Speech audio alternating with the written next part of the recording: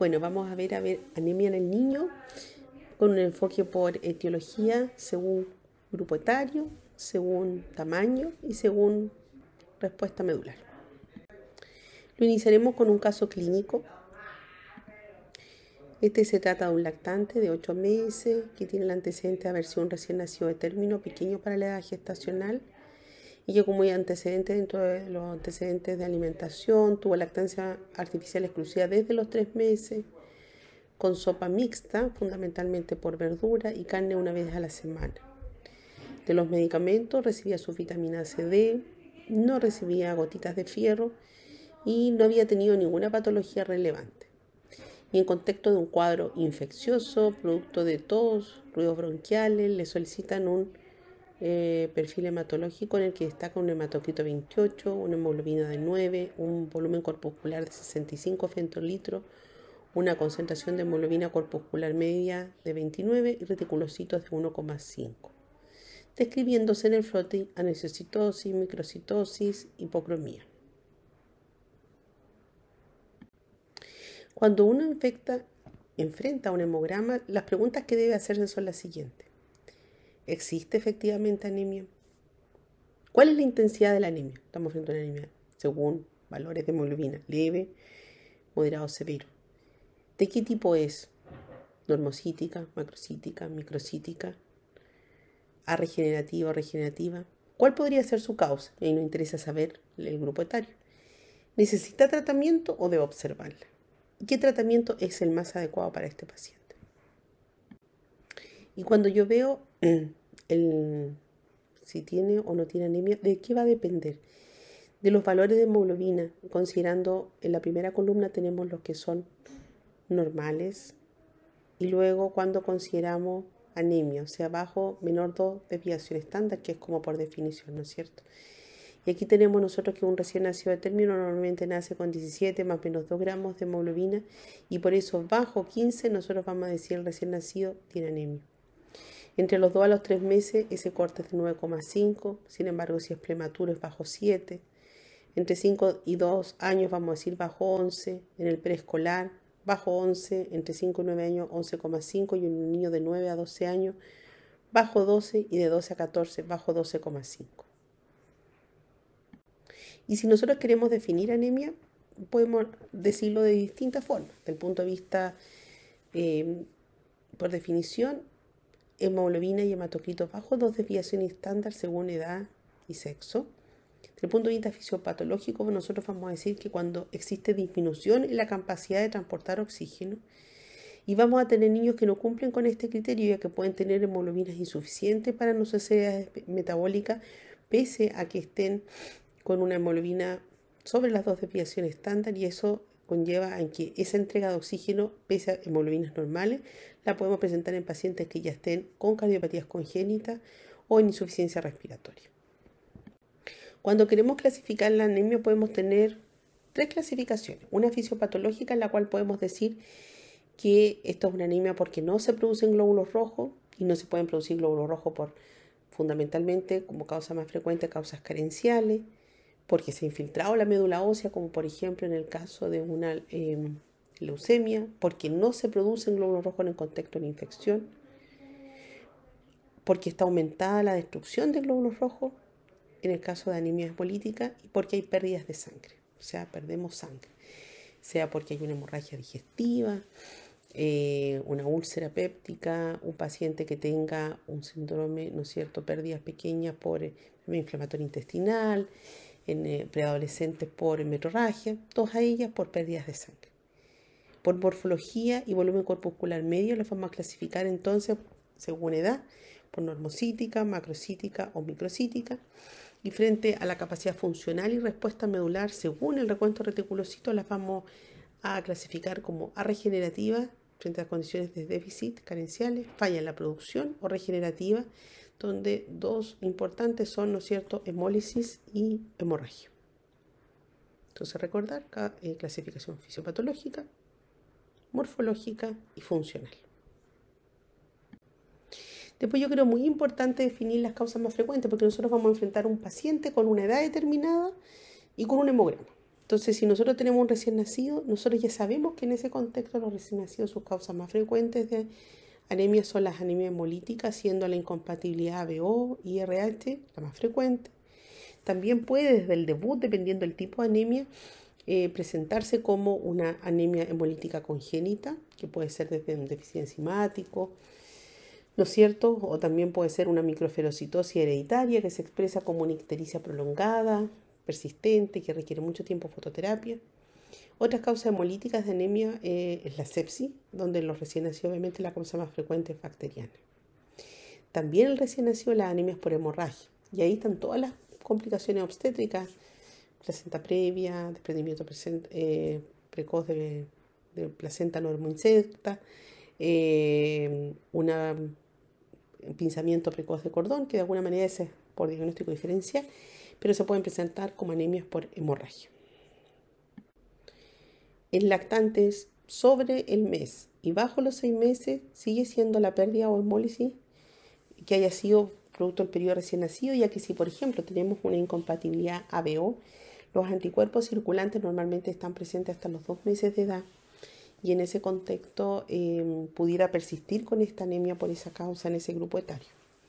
Anemia fisiológica antes que hayan sido más intensas por ser prematuro. Dijimos que un niño de 2 meses que fue prematuro bajo 1500 gramos, hemoglobinas de 7 las hacen de mayor intensidad. Y también en este grupo etario cobra importancia la anemia por infección como causa etiológica. En los niños con anemias del lactante entre 6 meses y 2 años, lejos la anemia ferropriva y la anemia por infección, tanto crónica y aguda, son las más frecuentes, ferropriva y por infección. Luego le viene como causa, en segundo lugar, las anemias hemolíticas y posteriormente las misceláneas, donde ya comienza a aparecer la leucemia y la aplasia medular. En el caso del preescolar y el escolar, como primera causa tenemos las anemias por infección.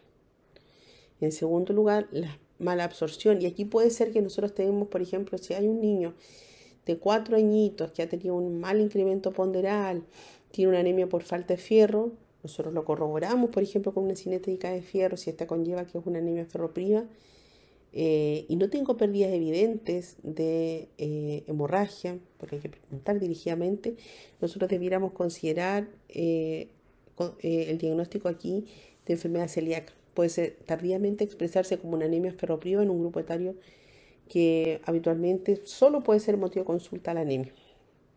Por supuesto que las hemorragias en todas sus dimensiones de mucosa, ¿ya? Y por supuesto que aquí vuelve, si bien está en último lugar porque no es frecuente, no olvidar por importancia el reconocer la anemia por causas neoplásicas. Recordando que de los grupos de los 2 a los 6 años es la edad más frecuente de leucemia.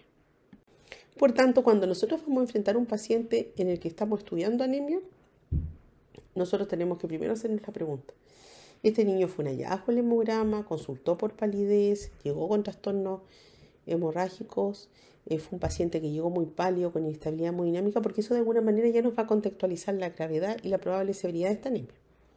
Luego nosotros vamos a buscar, habiendo contextualizado cómo está el paciente, nos va a dar tiempo para poder hacer más preguntas en primer acercamiento.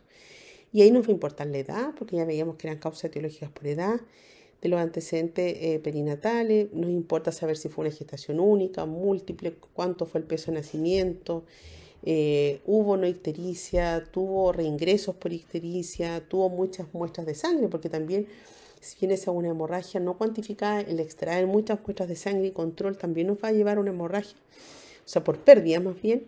Hubo sangramientos perinatales, tuvo control obstétrico, fue una cesárea de urgencia, muy importante la vía del parto, porque una cesárea de urgencia muchas veces puede significar en el contexto una hemorragia perinatal, sufrimiento fetal o asfixia, y en otro contexto, si hay una cesárea de urgencia, muchas veces hay pinzamiento precoz del cordón y la sangre que lleva el cordón lleva pérdidas importantes. Historia familiar. Se sabe que alguien tiene anemia, a veces en el estudio nos puede servir los hemogramas de los papás. La mamá sufre de algún fenómeno inmune, algún familiar es esplenectomizado, está claramente el diagnóstico de microferocitosis y también ahora muy importante la migración. O sea, ahora tenemos la anemia de células falciformes como una realidad debido a la emigración haitiana. Así que así que lo debemos considerar dentro de los diagnósticos también la etnia. No de menor importancia, la anamnesis están los antecedentes de alimentación. Estamos frente a una duración de la lactancia materna exclusiva, cuánto tiempo duró, cuál es la incorporación alimentaria no láctea. Comenzó a comer a los 6 meses, el paciente, cómo prepara la comida, algo tan importante, la ingesta, cómo se prepara una sopa, ¿no es cierto? ¿Qué contiene la sopa? La mamá la prepara bien. Después, el estado nutritivo del niño previo y actual. El niño ha mantenido un buen incremento ponderal, está sobrepeso, está eutrófico o está bajo peso. Antecedentes mórbidos. El paciente tiene infecciones agudas recientes, cursó con una neumonía, cursó con una infección, ha tenido hospitalizaciones, más de una, recientes o no. Tiene diagnóstico conocido de enfermedad renal, hepática, ¿no es cierto?, endocrinológica. Ha sufrido sangramiento y ahí una vez, sobre todo en la parte como de la historia menstrual, es muy importante que le identifiquen cuánto pierde, cuánto es la sangre, cuántas son más de 7, hay presencia de coágulo, por ejemplo, mancha la cama. O sea, es súper importante cuantificar, porque si uno le pregunta, ¿sangra normal? Para muchas personas lo normal, si siempre ha sido así, va a ser normal. Entonces es muy importante que de alguna manera uno trate de objetivar las pérdidas. Y también en el grupo escolar puede que una hemorragia digestiva pase desapercibida porque ya los niños son independientes, y en ese sentido es importante interrogar al niño, buscar también causas de hemorragias nasales, pérdidas de sangramiento antes de ir a búsquedas como más exhaustivas. O sea, en la anamnesis yo ya puedo tener historia. Y la ingesta de droga, aquí muy importante, paciente epiléptico que usa valproico puede tener toxicidad en todas las series, por ejemplo, por nombrar un anticonvulsivante, y en el cual nosotros podamos encontrar leucopenia, anemia, trombopenia, sobre todo frente a cuadros infecciosos. Así que antecedentes de ingesta de fármacos es importante. Obviamente, si el paciente ha recibido quimioterapia, también lo es. Cuando yo voy a hacer un examen físico, nuevamente, antes de comenzar a examinar, yo debo pensar, mi paciente está pálido, se ve estable hemodinámicamente, y si estoy frente a lo que yo pienso en una anemia severa, ya rápidamente, como les hacía mención, voy a ir a buscar en la clínica. Hay inestabilidad hemodinámica, estamos frente a un paciente hipovolémico, un paciente que esté con una pérdida como que me implique, o el paciente no tiene ninguna alteración en su examen físico que nos haga pensar en una pérdida aguda. También me interesa, si yo sobre todo estoy frente a una anemia severa, ir a buscar signos de hemólisis, recordando que la hemoglobina, la ictericia con una bilis más de 2,5, yo la puedo detectar al examen físico. Y me voy a ir a buscar, ¿no es cierto?, poder determinar si existe una estabilidad hemodinámica frente a una anemia severa. Lo más probable es que estemos con una anemia de instauración lenta, no así si hay compromiso, esta que haya sido de presentación más aguda. Buscar la palidez, donde en conjuntivas palpebrales, las mucosas orales, los lechos unguiales y las palmas de las manos. Esto es muy importante porque ahora con la emigración, tener niños de piel oscura nos hace que debemos recordar claramente cuáles son los lugares donde vamos a buscar, ¿no es cierto?, la palidez. Y a ver signos asociados, si agudo, crónica, y según etiología específica, algunas cosas que nos pudieran orientar a otras alteraciones. O sea, yo voy a buscar, hay adenopatía, hay visceromegalia, en el contexto de otros diagnósticos diferenciales. El examen físico debe ser completo, desde cómo se ve el paciente en buen estado general, se ve comprometido, se ve decaído, se ve tóxico, por un caso de un shock séptico, el aspecto, el estado de conciencia, el estado hemodinámico, cómo lo veo yo desde su ingreso. El aspecto, ¿no es cierto?, general, el peso y la talla, sobre todo en niños con edades escolares o preescolares con mal incremento ponderal, nos interesa en diagnóstico diferencial. Signos vitales, la palidez, ¿no es cierto?, ictericia, buscar claramente la presencia, como ya hacíamos mención, de soplo por estado hiperdinámico, por anemia, por insuficiencia, visceromegalia, masa, adenopatía, lesiones de la piel, equimosis. Y luego que hayamos identificado a nuestro paciente en su contexto de examen físico, a nosotros nos interesan las características del hemograma. cuál es el tamaño del glóbulo rojo, cuál es la acromía y cuál es la forma del glóbulo rojo, cuál es el número de reticulocitos, y evaluar que todas las otras series no estén comprometidas. Y cuando yo veo las características del glóbulo rojo, lo primero es el tamaño. Y aquí como que en promedio los niños recién nacidos tienen grandes volúmenes, que era lo que yo les decía al nacer cuando vimos hemograma. De 4 meses a 2 años la mayoría tiene un promedio de 77 femtolitros, de 2 años 6, 80, de 6 años a 12, 85, y luego de los 18 años ya tiene el valor del adulto más de 90 femtolitros. Y esto de alguna manera nos habla del promedio, y valores bajo eso nos deben hacer pensar en microcitosis. Ahora, cuando ayer hablábamos sobre hemograma, igual cada grupo etario tiene un valor debajo de 2 desviación estándar, pero claramente aquí, es macrocitosis si tiene volúmenes corpusculares sobre 90 y microcitosis bajo 70. Nos interesa ver en cuanto a la distribución, la amplitud de distribución, la dispersión de tamaño, que se condice con la anisocitosis con valores normales de más o menos 14%. ¿Y cómo vamos a buscar nosotros la acromía, o sea, el color? Con concentración de hemoglobina corpuscular media, y en esto, según esto, será normocrómico o hipocrómico, siendo normalmente lo normal 33%, y con concentración de hemoglobina corpuscular bajo 30, claramente yo estoy frente a hipocromía. En el frotis, ¿yo qué le voy a pedir al tecnólogo que me informe? Pues las formas del glóbulo rojo. El frotis de sangre nos puede mostrar la presencia de anormalidades de las formas, como la presencia de esferocitos, esquistocitos, ovalocitos, los cuales nos van a llevar a distintas causas. Y para poder ver la respuesta medular nos interesa ver el recuento reticulocito y corregirlo según, ¿no es cierto?, el valor de hematocrito real que tiene el paciente versus el ideal, que como yo les decía siempre se divide con 45%. Se multiplica esta fracción, ¿no es cierto?, por el porcentaje de reticulocito, y luego se corrige y se divide según el nivel de hematocrito. Y esto porque ya hablábamos ayer cuando vimos hemograma que cuando un paciente tiene anemias más importantes, los glóbulos rojos pueden llegar, los reticulocitos pueden llegar a estar circulantes en sangre periférica más de 2 días y medio hasta 3 días.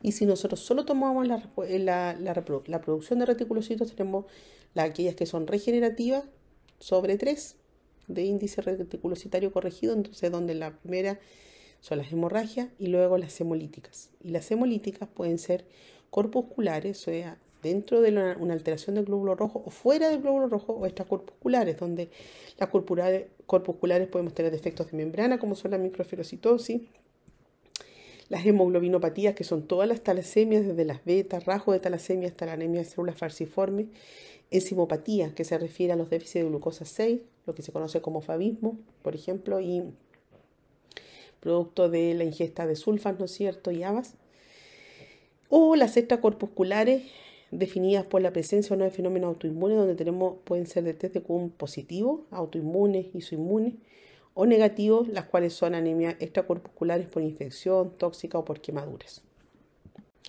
Y las causas según índice reticulocitario hiporregenerativa, lejos la causa más frecuente es la infección, enfermedades crónicas, pacientes con parálisis cerebral que sufren infecciones a repetición, pacientes con enfermedad inflamatoria intestinal, fibrosis quística que tienen cuadros, repetición, pacientes crónicos.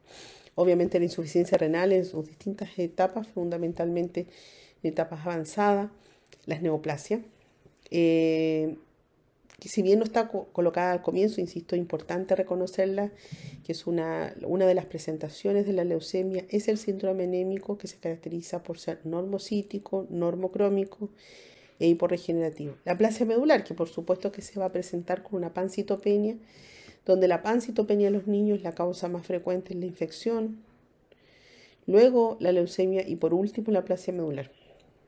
Leucemia, ferropenias, ¿no es cierto?, las hiporregenerativas, y esta es la causa después de la infección más frecuente, y de ahí la importancia, primero, a prevenirla en todo el manejo que significa la suplementación de hierro, y si llega a presentarse, a tratarla. Hiporregenerativas, vitamina B12, pero que van a estar, además de ser hiporregenerativas, macrocíticas o deficiencia por ácido fólico. En el laboratorio básico nosotros tenemos un hemograma completo, y eso implica que vamos a ver todos los índices, hemoglobina, hematocrito, número de glóbulos rojos, volumen corpuscular, concentración de hemoglobina, dispersión del tamaño, El frotis, muy importante, la morfología en cuanto a formas, alteraciones de las formas, porcentaje de reticulocitos, corregirlo, porque normalmente eso no viene automatizado, sino que uno lo debe calcular. En algunos laboratorios sí, dice índice reticulocitario corregido. Leucocitos, recuento total, existe o no citopenias en esta línea, neutropenias, linfopenias, alteraciones morfológicas, como hablábamos ayer de los linfocitos atípicos, los linfocitos, presencia de blastos, plaquetas, recuento total de ella, la morfología, y ojalá si pudiéramos también acceder, ¿no es cierto?, hacíamos mención al tamaño plaquetario. Y el tratamiento, ¿de qué va a estar perdón, determinado? ¿Hay una causa subyacente? Sí. Si es carencial, suplementar. Hay una alteración de la membrana del glóbulo rojo, y en ese contexto, si estamos frente a una microferocitosis severa en un paciente que requiere, pues una anemia hemolítica con una anemia leve o moderada y el paciente está estable y hay una buena respuesta medular, no se transfunde, pero si estamos frente a una anemia severa, un cuadro infeccioso, la transfusión puede ser solo lo que podemos solucionar, porque ya que al ser una enfermedad congénita no podemos modificar los defectos de hemoglobina en el caso de las talasemias, en especial el manejo de los pacientes que tienen células falciformes, que es distinto. Eso quizá meritaría una sola clase, no sé si y que implica manejo de hidratación, evitar las transfusiones, y que son un grupo especiales dentro de las talasemias, y algunos defectos de hemoglobina, las beta talasemia o alfa talasemia, que son de talasemia intermedia. Algunas son dependientes transfusionales frente a cuadros infecciosos. Pero ahí, cuando un paciente está estable, la decisión de transfundir o no transfundir va a depender si hay una infección agregada, una falla respiratoria y la condición hemodinámica del paciente. Si son inmunes, a nosotros nos interesan dos cosas. Por un lado, si son inmunes, determinar si hay una causa infecciosa, hay una colagenopatía, y de ahí de eso va a depender el enfoque, porque si es infecciosa, de baja, podemos esperar su regresión. Si es inmunológica, autoinmune por un cuadro infeccioso y severa, la vamos a manejar con gamma-globulina, con corticoides. Y si es inmune frente a una patología como lupus o artritis, va a ser el manejo de su patología el que secundariamente va a mejorar también la anemia como parte de este síndrome. El que tratemos o no tratemos depende de que sea agudo o crónico, y obviamente la transfusión va a estar dada por el compromiso hemodinámico. En el caso que nosotros estemos sospechando cáncer, leucemia en especial, nosotros tenemos que ir nuestro enfoque hacia confirmar el diagnóstico y hacer soporte transfusional si esta es una anemia severa y con compromiso hemodinámico. En especial quisimos mencionar acá la anemia ferropriva, que es lejos la anemia más frecuente después de la infecciosa en los niños. Es la más frecuente en el mundo, en especial en países subdesarrollados, pero también desarrollados, y se produce por un déficit en la ingesta por aumento de las necesidades o pérdidas. O sea, el paciente ingiere menos o aumentaron estas pérdidas. Se define como una anemia que se va a tener características microcíticas, hipocroma, arregenerativa, con una disminución debido a la falta, ¿no es cierto?, de fierro. Cuando algunos conceptos importantes recordar el metabolismo del hierro, que uno debe recordar que el hierro que está contenido en la carne viene como grupo M, y este se absorba directamente mediante simplemente difusión en la mucosa intestinal. O sea, va de una zona de más concentración a de menos concentración, lo cual logra que lo que esté en el lumen puede lograr absorciones tan altas como un 25%. El hierro de origen no animal, como el que viene en las presentaciones ferrosas, tiene un complejo mecanismo de absorción, y esto se refiere a todo el hierro que está, ¿no es cierto?, en las legumbres, por ejemplo, y requiere un transporte activo en el duodeno y el yeyuno, teniendo absorciones de menor cuantía. Ahora, ¿cómo el organismo regula la absorción de hierro? Se regula por la hepcidina, un péptido de síntesis hepática. La hepcidina actúa inactivando a la ferroportina. De este modo el hierro no pasa a la circulación y de tal forma no se absorbe. Factores que aumentan la síntesis de esta hepcidina son la sobrecarga de hierro y los mediadores de la inflamación. Por esa razón, de alguna manera, la infección, la inflamación se pueden comportar similares a, ¿no es cierto?, a una anemia como carencial, infecciosa, y se puede presentar por eso que las anemias por infección pueden ser normocíticas o microcíticas. Por tanto, el elemento que va a hacer que se absorba más fierro o deje de absorberse va a ser la hepcidina. ¿Cuáles son las causas de anemia ferropriva? La mayoría la podemos definir solo por una buena anamnesis. De ahí que cuando me hacía la pregunta, ¿debo manejarlo de la cinética de hierro? No, en algunos grupos. Lo más importante es que yo sea capaz de hacer las preguntas con respecto a si este niño tiene factores de riesgo. La disminución en la ingesta en los países pobres como en el nuestro es la causa más frecuente. En segundo lugar vienen las causas por mala absorción, por parásitos. Y cuando un niño va a enfrentar necesidades mayores de fierro va a ser la prematurez, la adolescencia, el embarazo durante la lactancia y el aumento de las pérdidas que nos va a llevar a los sangrados crónicos y a situaciones más raras como la hemosiderosis pulmonar. De tal manera que yo voy a poner hincapié en mi anamnesis en preguntar acerca del periodo perinatal, inicio y duración de la lactancia, preparación de los alimentos, acceso a carnes rojas, realmente el niño come la carne, porque hasta ahora por eso el hincapié tiene que ser para evitar y no enfrentemos esta anemia, en prevenirla, en un buen manejo de la alimentación del niño menor de 1 año. En el hemograma nosotros vamos a tener una anemia hipocroma, microcítica. Todos los parámetros van a estar descendidos tanto en hemoglobina corpuscular media, concentración de hemoglobina, volumen corpuscular. El volumen de distribución va a estar aumentado, la amplitud de distribución, porque claro, va a tener glóbulos rojos, como ayer decíamos mención, pequeños, grandes o tamaño normal, y eso va a hablar de una dispersión en el tamaño que en el frotis se va a relacionar con una anisocitosis. Vamos a tener reticulocitos disminuidos con cifras que normalmente van a estar entre 1 y 2%, y puede, como no puede, asociarse a trombocitosis. Las etapas evolutivas del déficit de fierro. Nosotros tenemos que comprender que para llegar a la anemia ferropriva es que los depósitos se han ido acabando. Entonces parte por una depresión de los depósitos de fierro, lo cual vamos a ver una ferritina sérica baja primero. Entonces primero el organismo compensa, ¿no es cierto?, hasta que agota su reserva, ¿no es cierto?, toda su cantidad de hierro. Y cuando empieza a fallar la cantidad de hierro se produce una eritropoiesis deficiente en hierro. Y esto va a comenzar va a reducir primero el tamaño del volumen corpuscular, o sea, el organismo intenta preservar a toda costa, ¿no es cierto?, el nivel de hemoglobina. Entonces primero se acaba el depósito, luego estica el glóbulo rojo y finalmente se va a producir la anemia franca cuando ya no es posible compensar y esta hemoglobina va a estar bajo los valores normales para edad y sexo. Cuando nosotros queremos investigar la causa una vez detectada la anemia ferropriva, es fundamental la historia personal y familiar y un examen físico completo, donde nosotros vamos a buscar causas de pérdida, hemorragias, ¿no es cierto?, y ver el estado general del paciente y cómo éste está incidiendo, ¿no es cierto?, en su desarrollo. Y si nosotros estamos frente a un lactante de 8 meses que no recibió profilaxis, vamos a ir generalmente un lactante en buen estado general, que generalmente los lactantes tienen un buen incremento, a más que hayan partido como prematuros de bajo peso. Y normalmente es un paciente que tolera, la gran mayoría de ellos, muy bien la hemoglobina. Hemos tenido lactantes hasta con hemoglobinas de 5 sin trastorno, porque es una anemia de instalación crónica. Ahora, ¿cómo prevenimos la anemia ferropriva?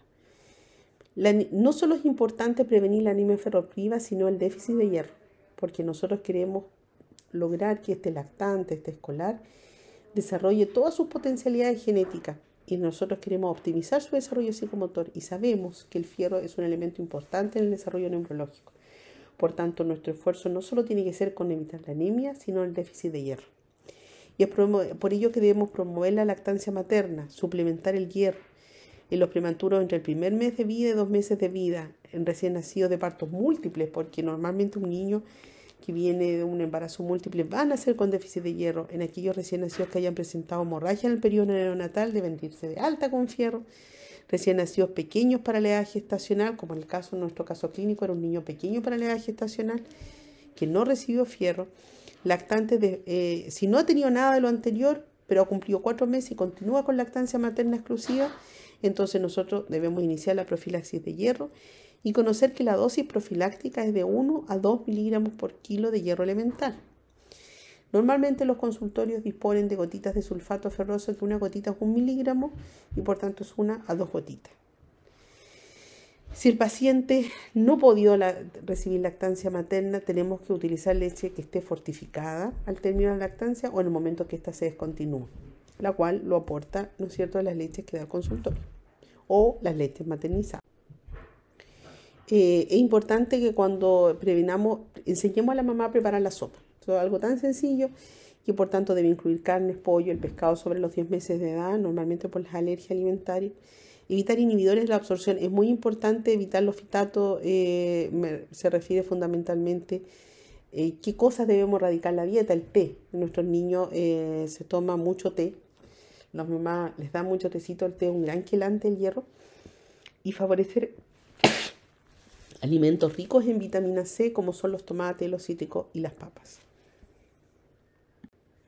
Si ya hemos llegado tarde, porque no hicimos un buen control de niños sanos, porque no dejamos profilaxia adecuada, nosotros debemos tratar nuestra anemia y vamos a tratarla con sulfato, gluconato de hierro en dosis de 3 a 5 miligramos de hierro elemental diaria, que en el caso es muy importante que la demos 1 o 2 horas antes de las comidas, en especial con el sulfato ferroso, para evitar, ¿no es cierto?, que se quiele, porque el sulfato ferroso es un buen tratamiento, pero muchas veces si no somos enfáticos en esta parte, el hierro queda depositado en el lumen intestinal y no se absorbe. ¿Cuánto tiempo vamos a tratarlo? Porque nosotros ya decíamos, no vamos a tener cinética de fierro para decir la ferritina se normalizó, lo vamos a tratar. Cuando la hemoglobina se haya normalizado por la edad, debemos darle 3 meses más de fierro. Y eso normalmente lo logramos entre 1 o 2 meses, dependiendo la severidad de la hemoglobina con la que partió el paciente. Ahora, si un paciente regresa con nosotros a control y no ha respondido, no hay alza en la hemoglobina, lo primero que debemos pensar es que ha habido incumplimiento. Entonces debemos preguntarle a la mamá la adherencia al tratamiento, si todos los días le da, si le da a veces, si tolera el niño el hierro, porque hay muchos niños que no toleran por el sabor. Si a veces tiene leche libre de demanda y el niño no se preocupa la mamá de hacerlo alejado de la alimentación, entonces probablemente ese es el primer factor al que tenemos que evaluar en nuestro control de no respuesta. El que no cumpla y que lo dé con las comidas. Que la dosis sea inadecuada. Muchas veces me han mandado a mis niños con niños que no responden al fierro y finalmente son niños que han recibido dosis subterapéuticas y a veces están con dosis solamente profiláctica y no de tratamiento.